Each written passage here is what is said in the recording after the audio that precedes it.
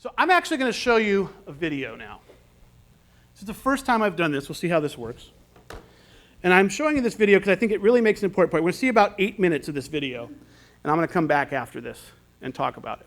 This is Malcolm Gladwell, and I was joking with Lou beforehand, if I read anything ever, which I don't have time to do, it would be Malcolm Gladwell, who I think has some really interesting, the idea of data and data use.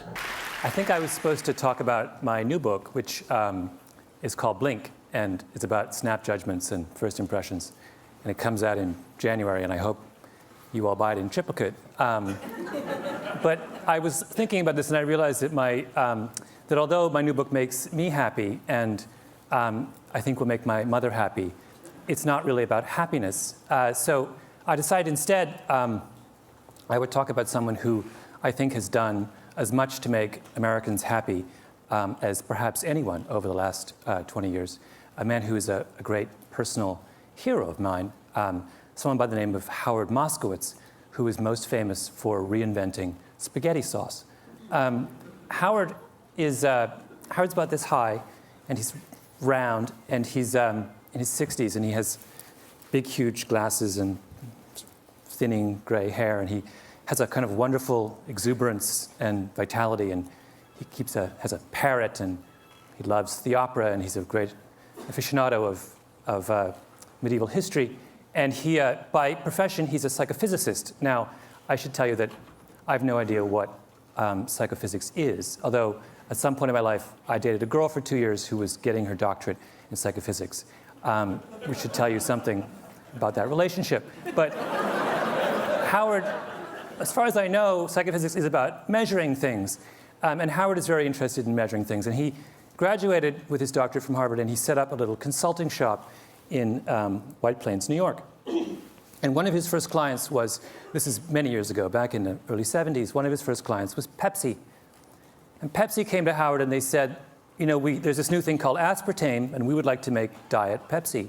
And we'd like you to figure out how much aspartame we should put in each can of Diet Pepsi in order to have the perfect drink. Right? Now that sounds like an incredibly straightforward question to answer. And that's what Howard thought. Because Pepsi told him, look, we're working with a band between 8 and 12%. Anything below 8% sweetness is not sweet enough. Anything above 12% sweetness is too sweet. We want to know what's the sweet spot between 8 and 12. Now, if I gave you this problem to do, you would all say, it's very simple. What we do is we make up a big experimental batch of Pepsi at every degree of sweetness, 8%, 8.1, 8.2, 8.3, all the way up to 12. And we try this out with thousands of people, and we plot the results on a curve, and we take the most popular concentration, right? Really simple. Howard does the experiment, and he gets the data back, and he plots it on a curve, and all of a sudden he realizes it's not a nice bell curve. In fact, the data doesn't make any sense. It's a mess. It's all over the place, right? Now, most people in that business, in the world of testing food and such, are not dismayed when the data comes back a mess. They think, well, you know, figuring out what people think about cola is not that easy. You know, maybe we made an error somewhere along the way. You know, let's just make an educated guess, and they simply point and they go for 10%, right in the middle. Howard is not so easily placated. Howard is a man of a certain degree of intellectual standards, and this was not good enough for him. And this question bedeviled him for years. And he would think it through and say, what was wrong? Why could we not make sense of this experiment with Diet Pepsi? And one day he was sitting in a diner in White Plains about to go, trying to dream up some work for Nescafe. And suddenly, like a bolt of lightning, the answer came to him. And that is that when they analyzed the Diet Pepsi data, they were asking the wrong question. They were looking for the perfect Pepsi, and they should have been looking for the perfect Pepsis. Trust me, this was an enormous revelation. This was one of the most brilliant breakthroughs in all of food science. And Howard immediately went on the road, and he would go to conferences around the country, and he would stand up and he would say, you have been looking for the perfect Pepsi. You're wrong. You should be looking for the perfect Pepsis. And people would look at him with a blank look, and they would say, what are you talking about? It's craziness. And they would say, you know, move, next. He tried to get business, nobody would hire him. He was obsessed, though, and he talked about it and talked about it and talked about it. Howard loves the Yiddish expression, to a worm in horseradish, the world is horseradish. This was his horseradish. He was obsessed with it. And finally, he had a breakthrough. Vlasic pickles came to him. And they said, Mr. Moskowitz, Dr. Moskowitz, we want to make the perfect pickle. And he said, there is no perfect pickle. There are only perfect pickles. And he came back to them and he said, you don't just need to improve your regular. You need to create zesty. And that's where we got zesty pickles. Then the next person came to him, and that was Campbell's Soup. And this was even more important. In fact, Campbell's Soup is where Howard made his reputation. Campbell's made Prego. And Prego in the early 80s was struggling next to ragu, which was the dominant spaghetti sauce of the 70s and 80s. Now, in the industry, I don't know whether you care about this or how much time I have to go into this, but it was, technically speaking, this is an aside, Prego is a better tomato sauce than ragu. The quality of the tomato paste is much better. The spice mix is far superior. It adheres to the pasta in a much more pleasing way. In fact, they would do the famous bowl test back in the 70s with ragu and Prego. You'd have a plate of spaghetti, and you would pour it on, right?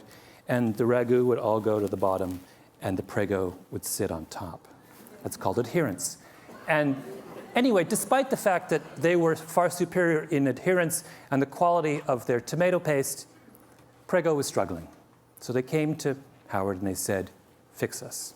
And Howard looked at their product line and he said, what you have is a dead potatoes society, a dead tomatoes society. So he said, this is what I want to do.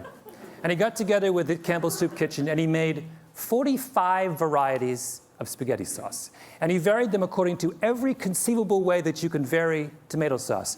By sweetness, by level of garlic, by tartness, by sourness, by tomatoiness, by visible solids, my favorite term in the spaghetti sauce business. Every conceivable way you can vary spaghetti sauce, he varied spaghetti sauce. And then he took this whole raft of 45 spaghetti sauces and he went on the road. He went to New York, he went to Chicago, he went to Jacksonville, he went to Los Angeles. And he brought in people by the truckload into big halls. And he sat them down for 2 hours and he gave them over the course of that 2 hours 10 bowls. 10 small bowls of pasta with a different spaghetti sauce on each one. And after they ate each bowl, they had to rate from 0 to 100 how good they thought the spaghetti sauce was. And at the end of that process, after doing it for months and months, he had a mountain of data about how the American people feel about spaghetti sauce. And then he analyzed the data. Now, did he look for the most popular brand variety of spaghetti sauce? No. Howard doesn't believe that there is such a thing. Instead, he looked at the data and he said, let's see if we can group all these different data points into clusters. Let's see if they congregate around certain ideas. And sure enough, if you sit down and you analyze all this data on spaghetti sauce, you realize that all Americans fall into one of three groups. There are people who like their spaghetti sauce plain. There are people who like their spaghetti sauce spicy. And there are people who like it extra chunky. And of those three facts, the third one was the most significant. Because at the time, in the early 1980s, if you went to a supermarket, you would not find extra chunky spaghetti sauce. And Prego turned to Howard and they said, are you telling me that 1/3 of Americans crave extra chunky spaghetti sauce, and yet no one is servicing their needs? And he said, yes. And Prego then went back and completely reformulated their spaghetti sauce and came out with a line of extra chunky that immediately and completely took over the spaghetti sauce business in this country. And over the next 10 years, they made $600 million off their line of extra chunky sauces. So why did I show you this? It's an interesting question. I'm not really sure myself. No, I know why. I know why. I think the critical piece of this is this. What question are you trying to ask, or what problem you are trying to solve? We have a history in this business of looking for the right Pepsi. We have these fundamentally held beliefs about what the data is we should collect, and we may very well be asking the wrong question. I think this is a really instructive, kind of poignant way of thinking about what actually is the problem we're trying to solve. Now I'll illustrate this with one of our examples. It's my friend, the placement tests. Already I said I'd talk about them. I know that you guys have, is it ETS who's in New Jersey?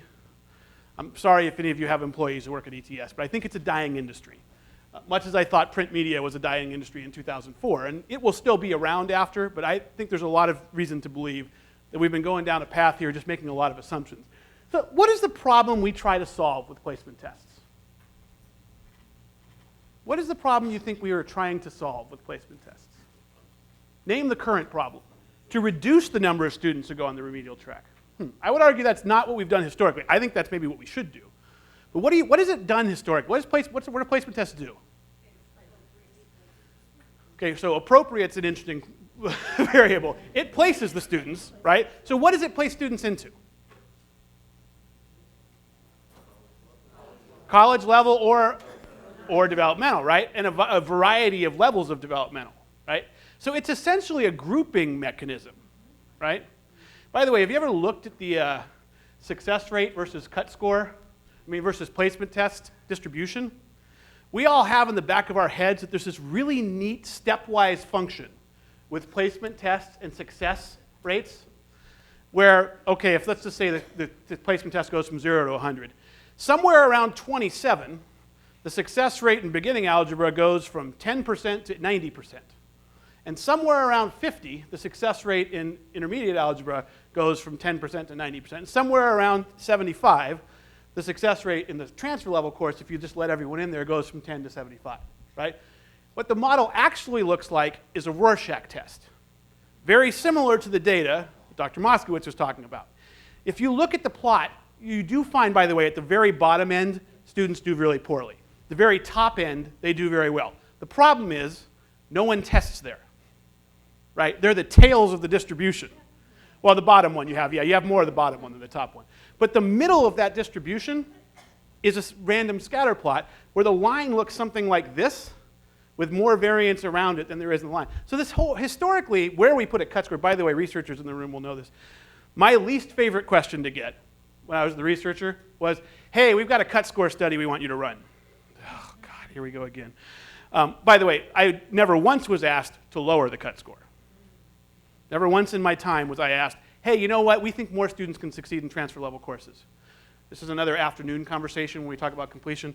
Somewhere along the line, we decided that students had to prove beyond a reasonable doubt that they were transfer level material. And we didn't just assume that things were working well enough, so we should actually have the base assumption be that they are until they prove to us they're not. And that's a subtle distinction, but it's pretty important. I mean, we've put all the burden of proof on the students to achieve at a certain level. And there's great data that I'll talk about in a second that suggests we may have missed the boat on this one.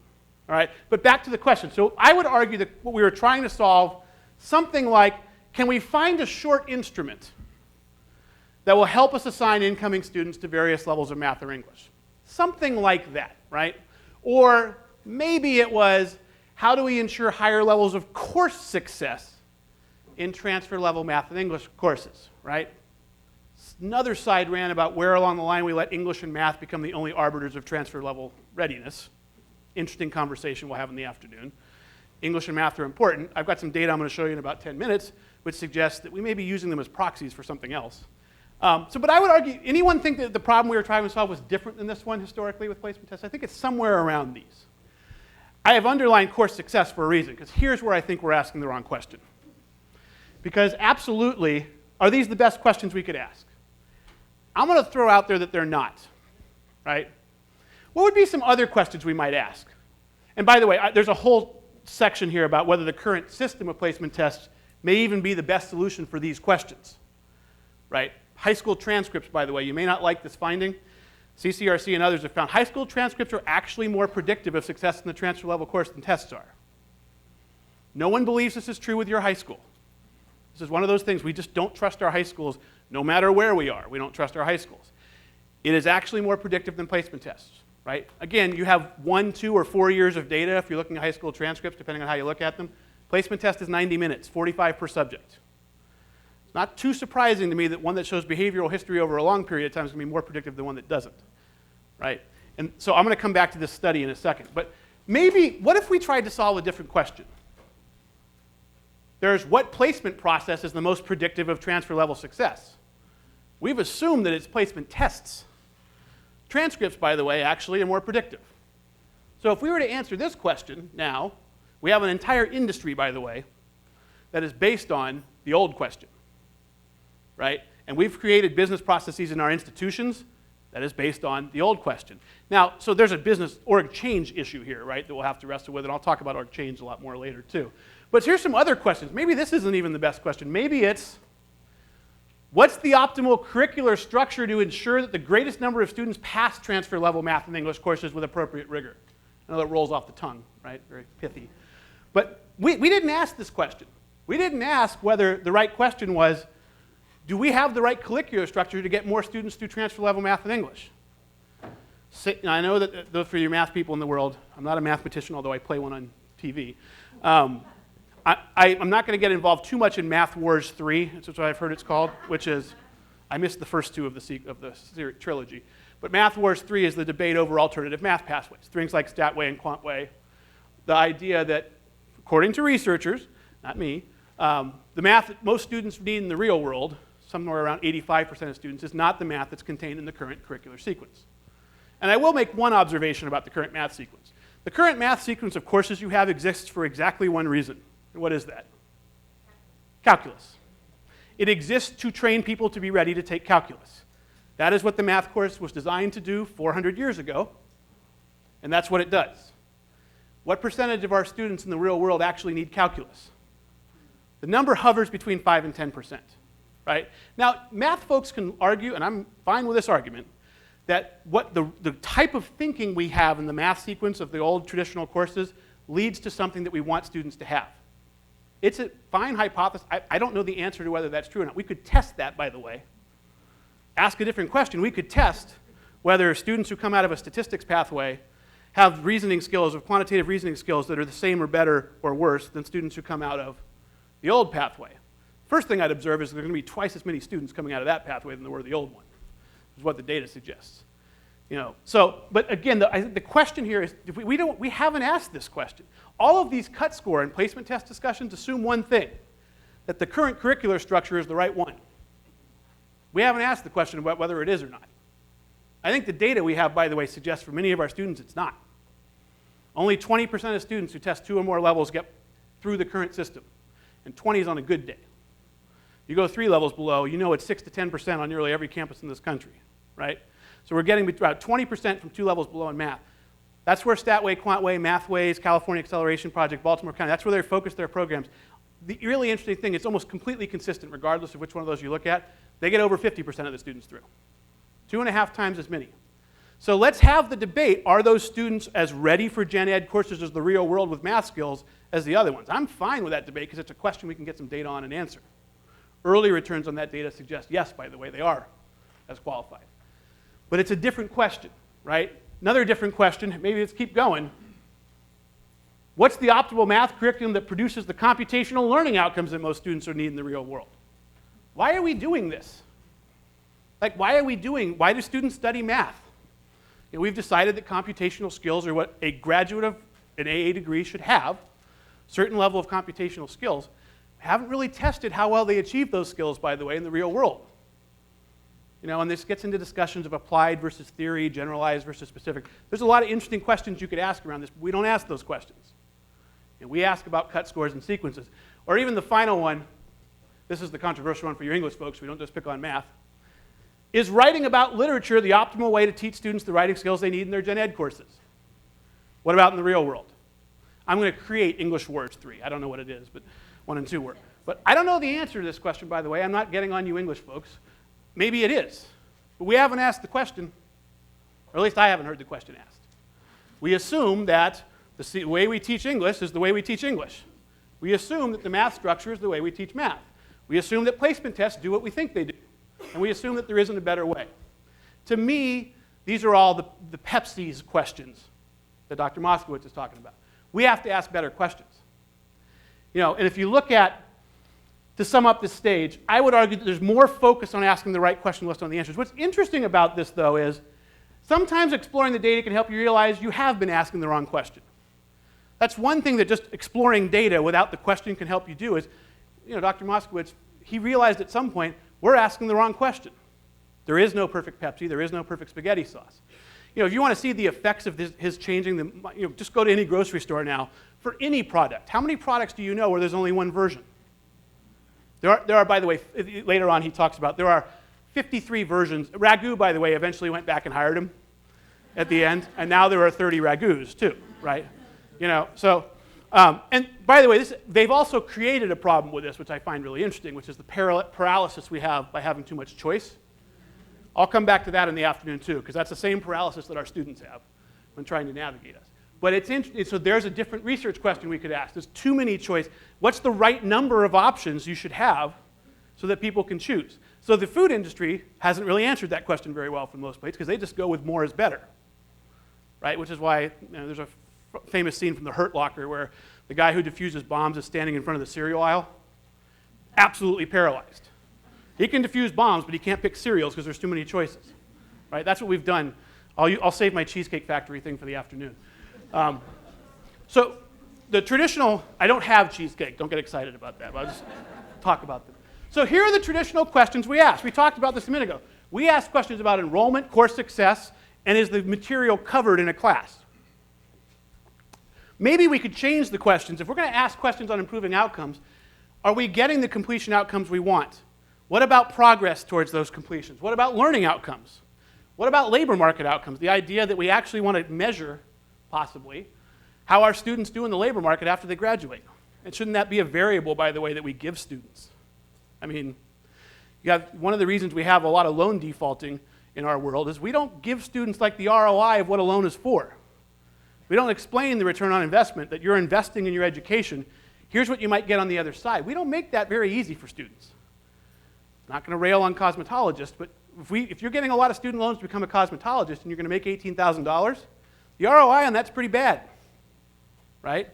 You're going to become a surge tech and make $72,000, the ROI on that's pretty good. Like, we don't put things in those terms for students. We don't inform them as consumers. And I think that's something we need to work on too. So let's talk now about gathering meaningful evidence. So this is one of my favorite slides.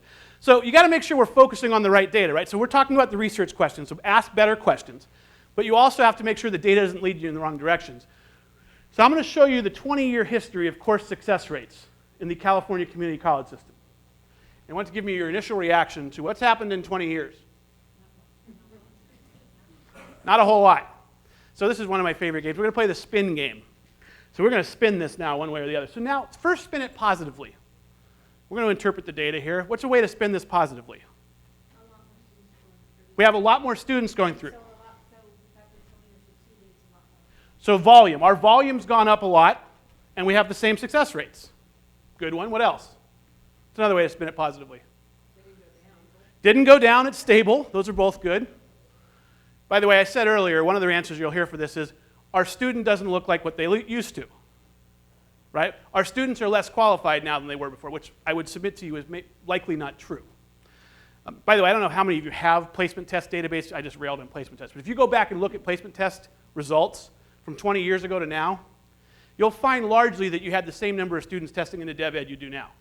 And keep in mind, you kept raising the cut scores. It's not the same cut scores as it was 20 years ago. We keep raising the cut scores, and roughly the same number of students tested into DevEd. So if there were more testing into DevEd, you would argue, many people will argue, it's because students are less qualified. We keep raising the cut scores. Again, look at your cut scores now versus what they were 15 years ago. I bet they're higher, not lower. And yet, we have either the same or, in fact, more students who are testing at those levels. So we could argue, though, that if the students aren't as qualified. We could, by the way, another positive is what has happened to funding in the last 20 years. For most of us, it's gone down. Funding per student's gone down, right? So we kept the same level of success with decreased funding. What are some ways to spin it negatively? Why is this not a good finding? No growth. We haven't gotten better at it, right? What have we been trying for the last 20 years, theoretically?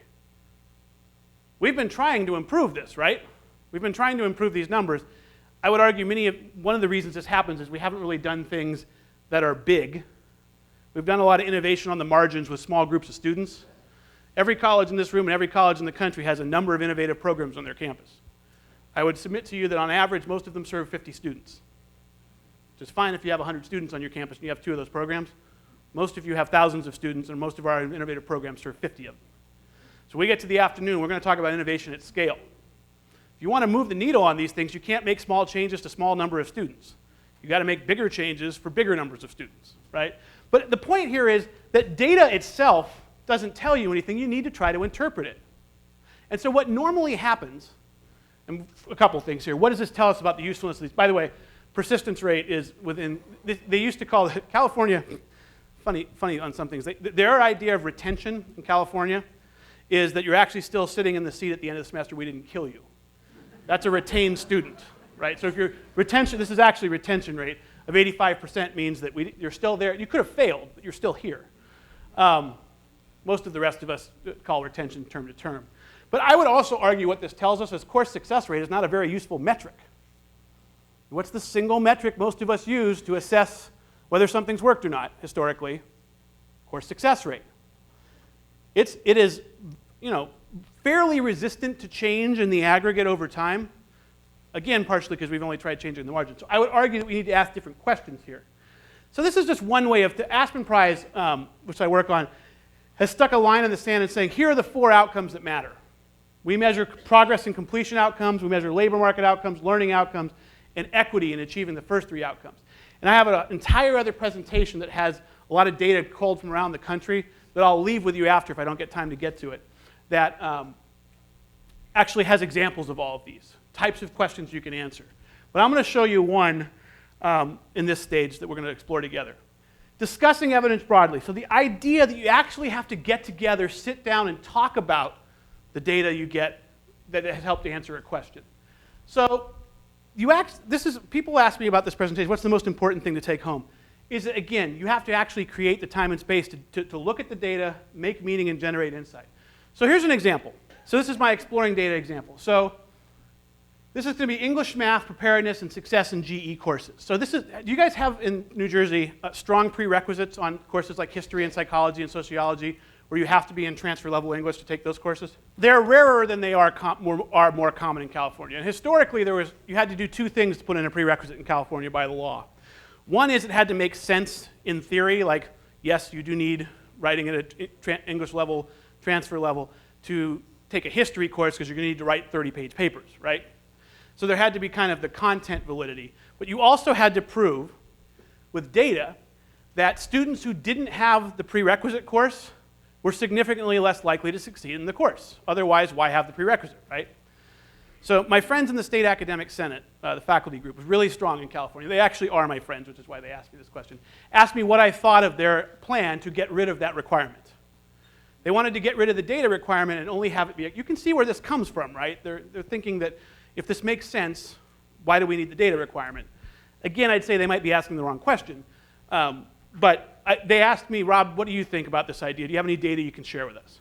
So because there aren't strong prerequisites historically in California, I was able to look at what happened when students at various levels took a given gen ed course. So I used my old course, Psych 1, as a first example. Any psych instructors in the room? Cool, we're going to talk about this in a second. So I used Psych 1, and I did the classic thing we always do when we look at these studies. First, I look at, all right, here's my college's English sequence. We have a course 2 levels below, a course 1 level below, a course that's kind of transfer A and transfer B. Not everyone needs to take transfer B. Well, let's just take a look at what happens here. I mentioned my thing with the placement database. The placement database at most colleges is the single least clean, least consistent database. You get asked, it constantly overwrites itself. It's not meant to be used for research. It's meant for operational purposes. So I hate using that database, as you might sense.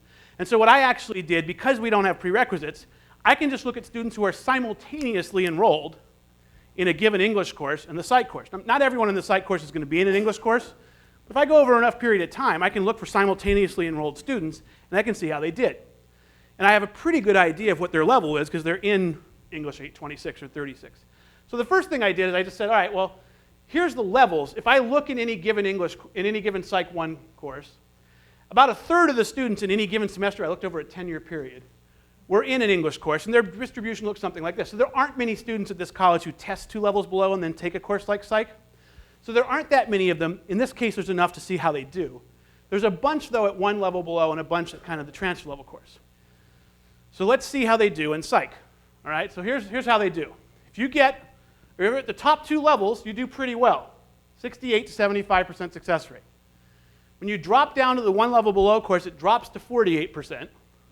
And if you're 2 levels below, it drops to 31%. Okay, so what is every reasonable person in this room, when looking at this data, likely to conclude? We need a prereq of what? eligibility for transfer level English, right? I think because they're simultaneously enrolled, apparently you don't need them to complete it. You just need them to be at that level, right? And by the way, this is a what problem are you trying to solve question, right? What problem are we trying to solve with this study? Course success rates in Psych 1, right? So which, by the way, taken to an extreme, we could solve this a lot better by requiring students to get an A in English 836. This would go up then, right? We'd get fewer students in there. People would be retrying English to get an A to get into the course. We can set the bar at various levels. One of the things we don't ask ourselves is, how many students are we keeping out of this course, and what could they have done if they were in the course, right? That's actually a different question. We're trying to improve course success rates here. Okay, so hold on this for a second. And by the way, I'm not arguing with you wanting to put a prerequisite on this course. Anyone looking at this slide would think prerequisite. So now we're back in that room at my old college where the financial aid tech who's sitting in the back of the room raises her hand. Now, I will say that I had the next slide ready, and I would have been fine planting it if she didn't ask the question. But she did ask the question. She asked, that's really interesting, Rob. What happens when you look at math in Psych 100? What's the relationship between math level and success in Psych 1? No, my Psych guy. Is there any math in Psych 1? Very, very, very little. That's a good answer. Somewhere between none and very, very, very little. Psych 1 doesn't have the research method statistics side of Psych. That usually comes later. There's a tiny amount of being able to look at graphs and data in there, but it's not a mathematics course, right? It's a survey. He and I didn't teach it this way, but there's 15 subdomains of psychology. There's 15 weeks in the semester. You do one a week, and there's a quiz and 4 tests. I never do that, but that's what it looks like, right? So there's not a lot of math in Psych 1. What happens when we look at math? So what happens when we look at math? Now we have three courses that are pre-transfer and 1 transfer course. Those transfer students are at 76% again. Starts dropping. Looks almost exactly the same. Now what? Say it, you know you want to. Yeah, if I'd shown this slide first, you could have easily put a prerequisite of eligibility for transfer level math on Psych 1. And if the question you're asking is, how do I get the course success rate of Psych 1 up? It would be a perfectly valid way to get it up. But the problem with it is, in my world, why? So why is math? This is the question for you. I hear 10 answers to this historically, and I don't know what the actual answer is, by the way. Why do you think English and math are equally predictive of Psych 1 success? Problem solving. There's one. What else? Say it again. Reading comprehension. So the relationship between reading, you need to read in either one. That's another one. What else could it be?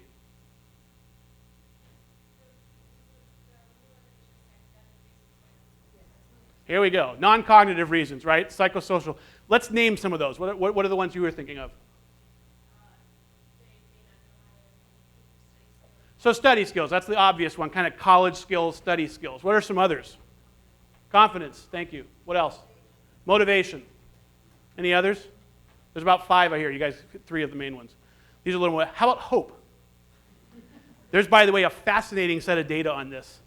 One of the most predictive things you can use to determine whether a student is going to get through college is a short 10-item hope scale you give them at the start. Grit is the other one. That's number 5. Productive persistence or grit. One of the things I love about working with the StatWay, QuantWay folks, I like the model. The other side of that project for them is a focus on productive persistence, about struggling through problems to get through, and that's part of the process and not something that should bog you down or make you stop.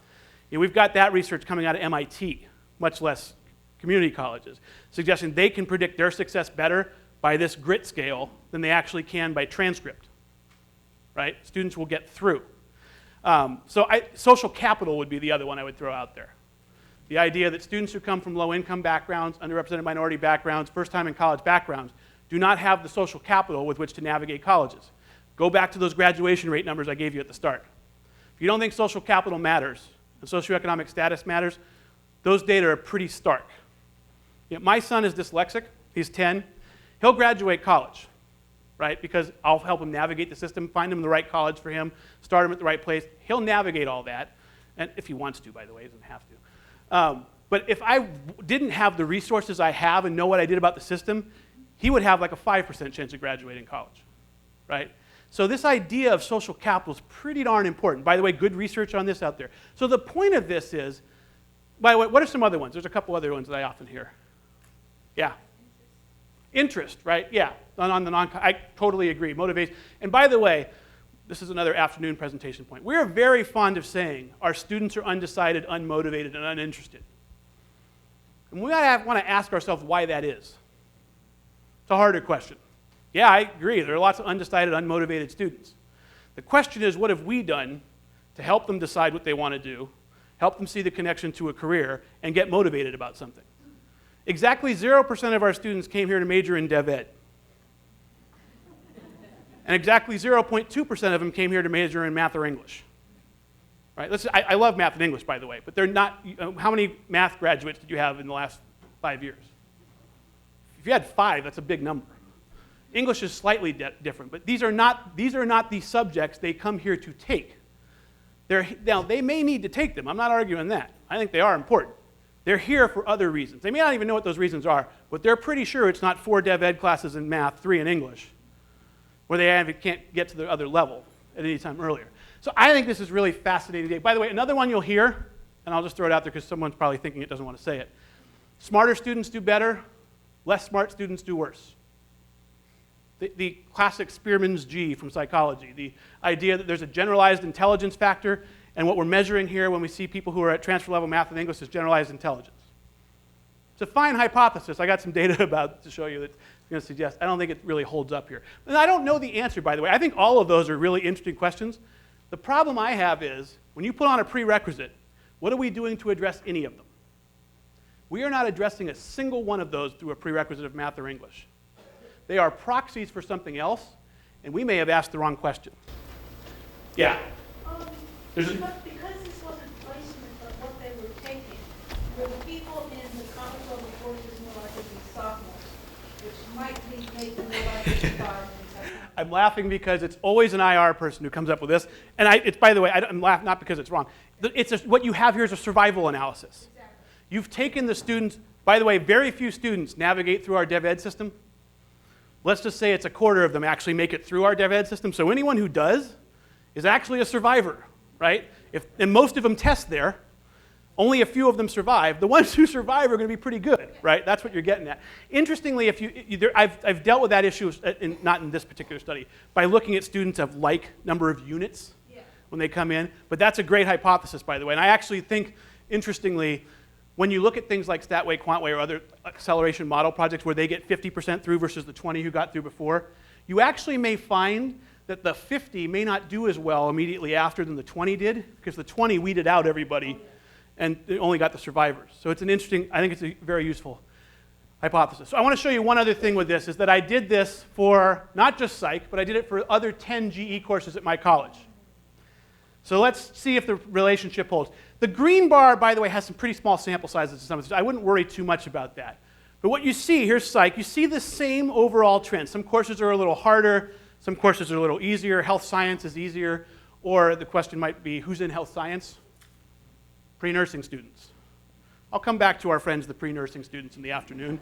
All right, so this is then I show this slide, which has the last couple, and there's an Easter egg, as I call it, hidden on this slide. Some interesting thing, it's not this. What is one thing that jumps out to you about this slide? Same relationships, basically, by the way, in this bunch of courses. Music, okay, close. Music and biology. So this, by the way, is a music theory, like music appreciation type course. Interesting side note on that, we all think that course is really easy. When I ranked all of my GE courses on success rate for students who were pre-collegiate, that was one of the hardest 3. And we have this predisposition to think, well, students who are at lower levels, we can just have them take, music and humanities courses. It's actually opposite of what you actually, what one of the easier courses was? Econ. Why is that? I use this as the trading places example. People can fundamentally understand the concepts of econ at times, where it's harder to fundamentally understand music theory at a high level, right? So think about that application to the real world that econ has. Kind of interesting. This is my Easter egg. So Fitness 334, so now we're going to play one of my favorite games, Northern California Stereotypes. So this is a Northern California community college What are the two stereotypical fitness courses that you think this might be? Surfing and skateboarding in Southern California. Yoga. Surfing and yoga are the two stereotypical courses. I get skiing occasionally. That's like up in the mountains. Surfing and yoga. This course is one of those. It's yoga. It's not the theories of yoga. It's not critical writings in yoga and readings from 1420 to 1350. This is the activity-based, roll out the mat, sweat and stretch yoga. What do you see here?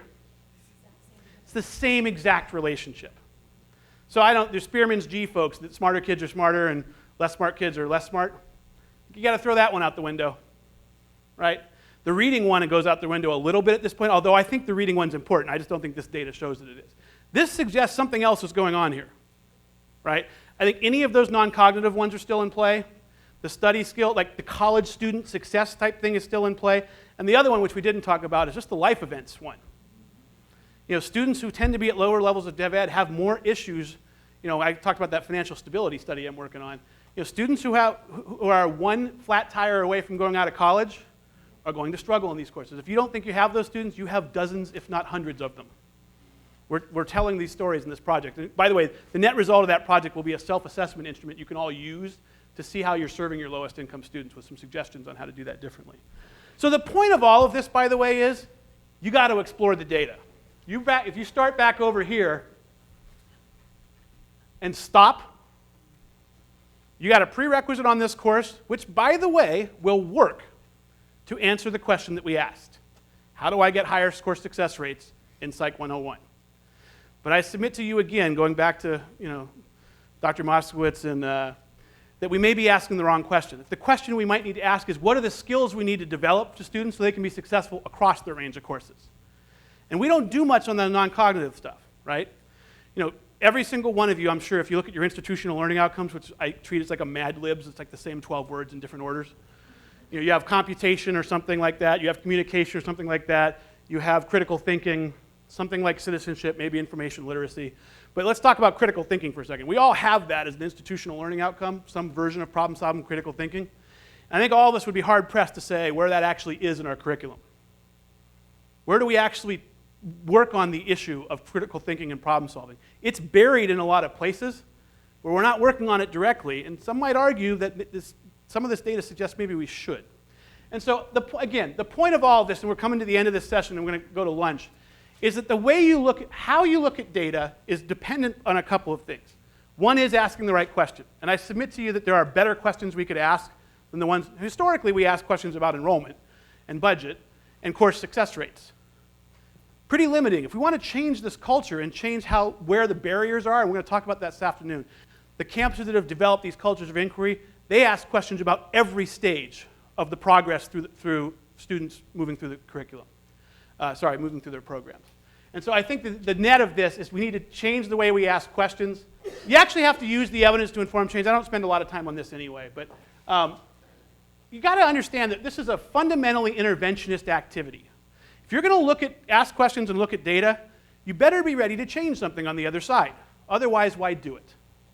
Right? Why generate the data if you're not doing it to come to insight that actually lets you change something? We're not seeking absolute truths. There are no absolute truths in our world, right? There are not double-blind randomized studies that suggest you should do it this way versus that way. They do those in Texas sometimes, but that's a different story. And that we have to have this idea of this culture is that failure can be seen as an opportunity for learning.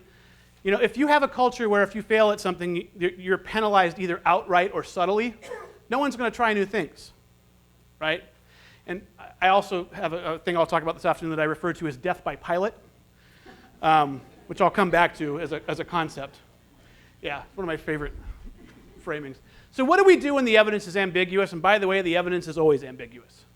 It's going to point us directly. What I would argue, I think this is a useful way of thinking about it, we're trying to answer questions through research that eliminate dead-end solutions. So the idea, by the way, that it is English and math per se that is stopping success rates in the psych course, right? That may not be it. English and math are useful as proxies, and they're important for it. But there may be a more global set of issues.